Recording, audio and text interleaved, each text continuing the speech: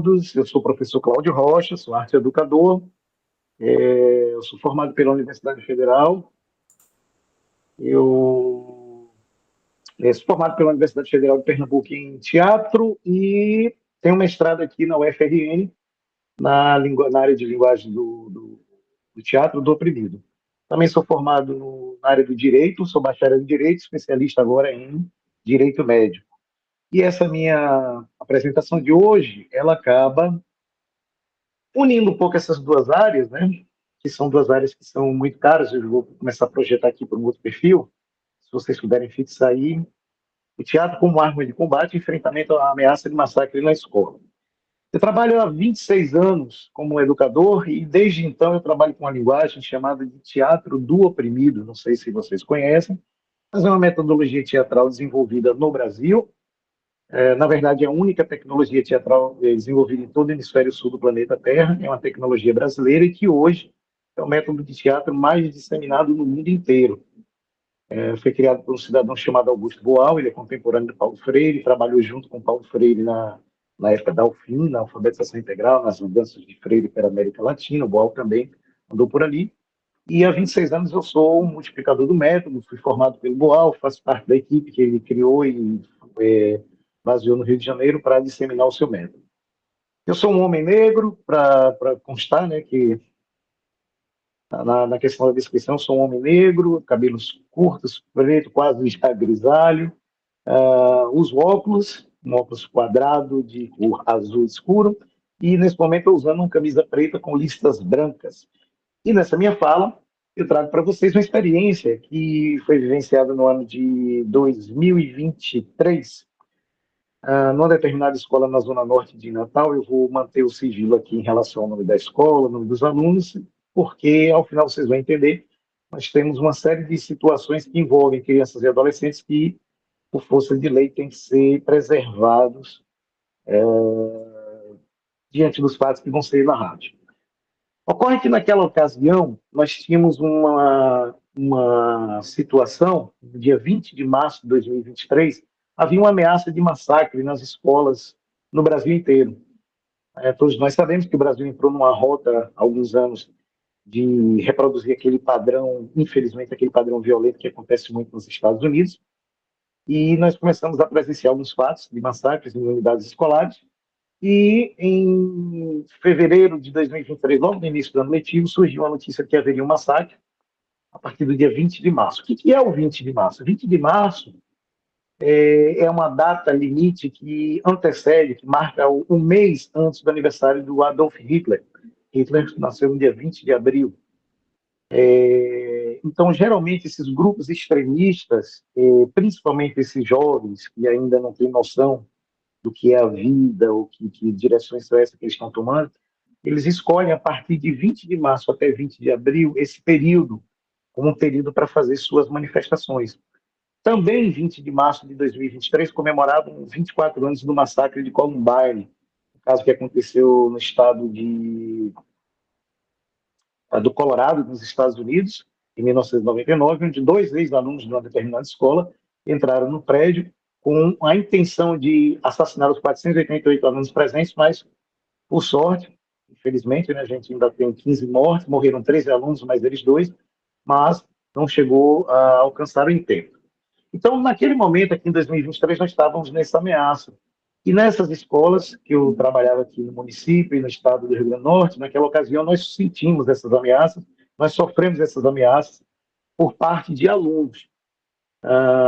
E aí, logicamente, a gente tem que entender que essas ameaças são atos políticos. Isso porque política é tudo aquilo que um cidadão faz quando ele escolhe, quando ele resolve que quer fazer. E aí a gente usa a ferramenta da arte como enfrentamento. Eu já queria chamar a atenção para um primeiro ponto que é importante de compreender, que arte é política, porque a arte é uma forma de expressão subjetiva. Ela não é a realidade, ela representa a realidade. E quando a gente representa a realidade, a gente está dizendo algo. E quando a gente diz algo, a gente faz política. Tá bom? Então é importante que vocês guardem essa informação, que toda manifestação artística é uma manifestação política, porque é a partir desse conceito que a gente, então, vai começar a perceber o problema da ameaça na escola, que a gente estava localizado naquele momento. Então, o que a gente nota? Naquele contexto do 20 de março e para além dele, nós percebemos que houve uma continuidade das ameaças, né, dos massacres, das agressões, das mortes, e isso estabeleceu um clima de medo na escola, certo? Então, com esse tipo de situação, a escola se viu na necessidade de tomar uma atitude. Em paralelo a essa busca de que atitude, do que fazer, os alunos começaram a insistir e ampliar as suas ações, né, fazendo manifestações racistas, manifestações xenofóbicas dentro de sala de aula e culminou que na época dos jogos internos da escola, quando estava toda a comunidade escolar reunida em torno dos jogos na quadra, um determinado aluno vai e faz uma manifestação que gerou um constrangimento amplo. Ele já havia sido suspenso anteriormente, na escola tinha pensado na punição da suspensão, da advertência e tal, e chegou o momento de que ele deveria ser expulso da escola diante da reiterada prática dos atos discriminatórios. Então, a direção da escola me procura naquele momento, meio que de uma forma informalmente, perguntando se a disciplina de arte não teria nada para fazer com aquele menino antes da gente expulsá-lo. A gente tinha consciência de que era um adolescente, estava ali entre em torno de 14, 15 anos de idade, mais ou menos, e que, por ser uma pessoa ainda em vias de processo de formação da personalidade, ele talvez não tivesse consciência exatamente do que ele estava fazendo. Estivesse indo numa onda, num oba-oba. E aí a direção da escola me pergunta se a arte não poderia responder aquele ato dele numa possibilidade de tentar transformar aquela situação. Então foi aí que eu disse, bom, temos o que fazer, e eu apresentei então a proposta do teatro do oprimido. E aí a gente entrou nas três dimensões: perceber, compreender, agir. Então, na percepção, a gente identifica, temos um problema, temos um aluno, temos uma ideologia racista, essa ideologia racista e supremacista está se propagando, ele já começava a agregar pessoas ao seu redor, e aí a gente vai começar, então, a compreender essa situação por meio de uma oficina de teatro na escola. Mas que oficina de teatro é essa? A gente vai trabalhar com a metodologia do teatro oprimido, que é uma metodologia que trabalha com um fato real e concreto, onde uma pessoa que está sendo oprimida, tem o seu direito suprimido por outra que tem um poder a mais, ela pergunta à plateia, por meio de uma encenação teatral, o que as pessoas fariam se estivessem vivendo aqui.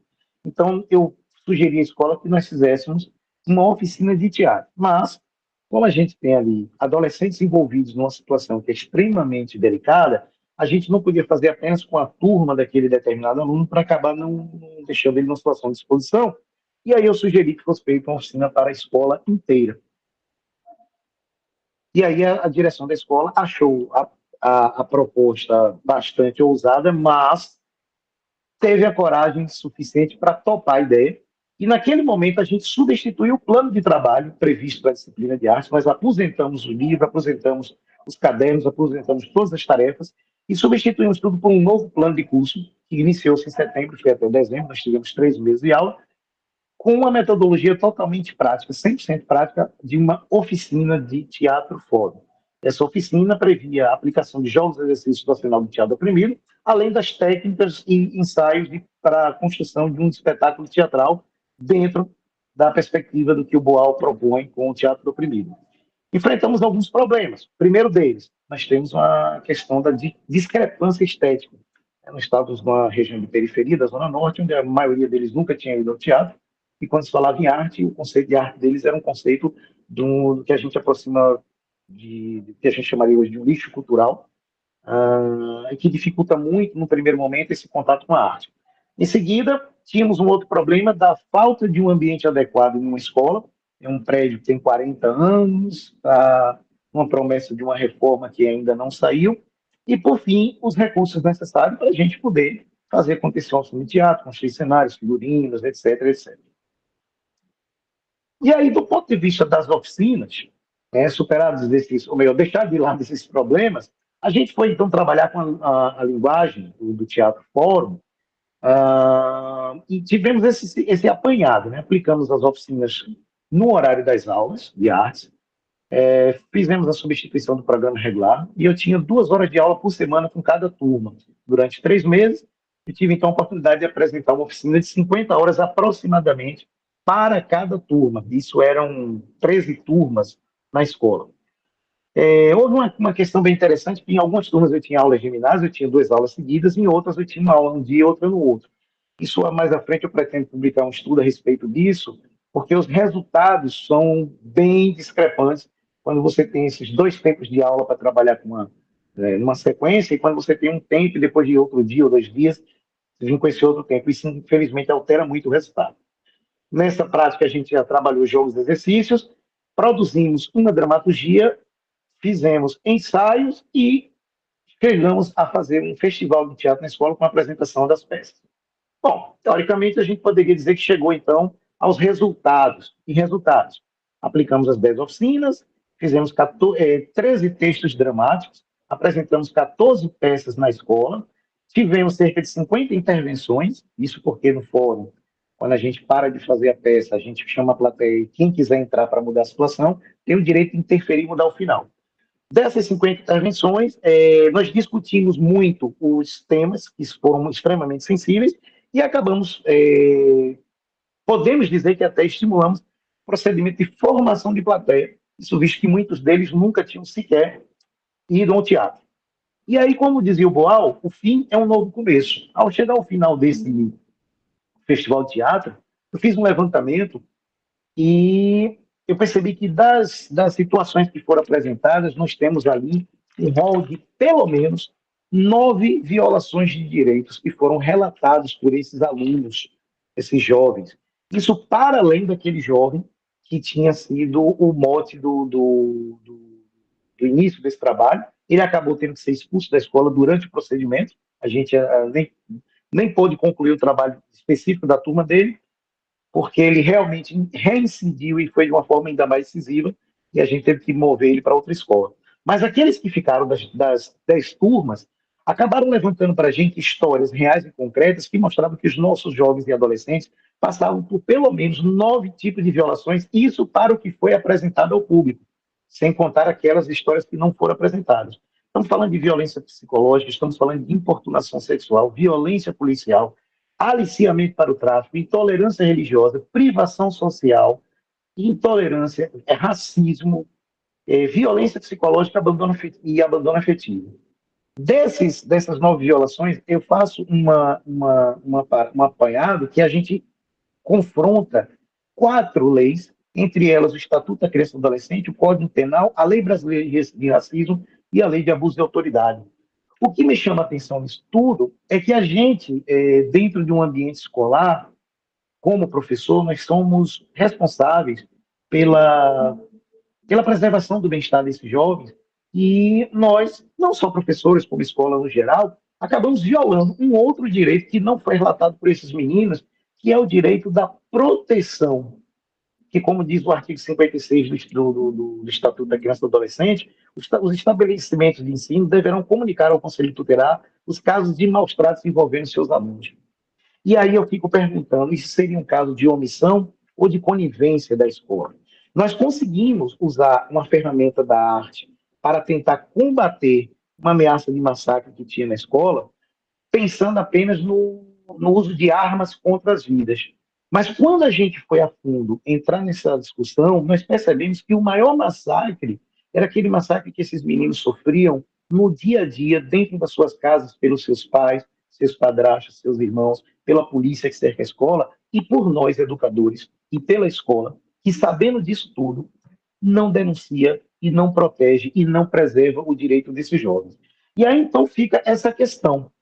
Nós temos uma necessidade de inserir, conforme manda o artigo 70 do Estatuto da Criança, uma elaboração de políticas públicas para a execução de ações que vão coibir o uso de castigos ou tratamentos cruéis e degradantes contra essas crianças e destacar nos currículos escolares os conteúdos que são relativos à prevenção, identificação e à resposta à violência doméstica e familiar. Só que eu já há 26 anos, dentro de sala de aula, não vejo isso ser colocado em prática. Ainda fala o artigo 70 da mesma lei que as entidades públicas de educação devem ter em seus quadros pessoas capacitadas a reconhecer e comunicar ao Conselho Tutelar todas essas violências que esses meninos sofrem. E eu, em 26 anos, realmente nunca vi. Daí surgem, então, as demandas. E a gente tem que entender que, para nós que somos arte-educadores, a nossa ação, o nosso trabalho de arte-educação tem uma dimensão artística, pedagógica e jurídica e que requer uma capacitação profunda e necessária para que a gente possa exercer a nossa obrigação jurídica perante o Estatuto da Criança e do Adolescente, para que a gente possa detectar esses sinais de riscos e denunciar essas situações para proteger essas crianças que nós lidamos diariamente. Então, basicamente é isso, o tempo é meio curto, eu deixo aqui o meu contato, meu e-mail institucional, claudio.vasconcelos, @prof.edunatal, e o arroba do Instagram, que é o Pressão no Juízo, caso queiram conversar um pouco mais ou tomar mais informações futuramente. Muito obrigado.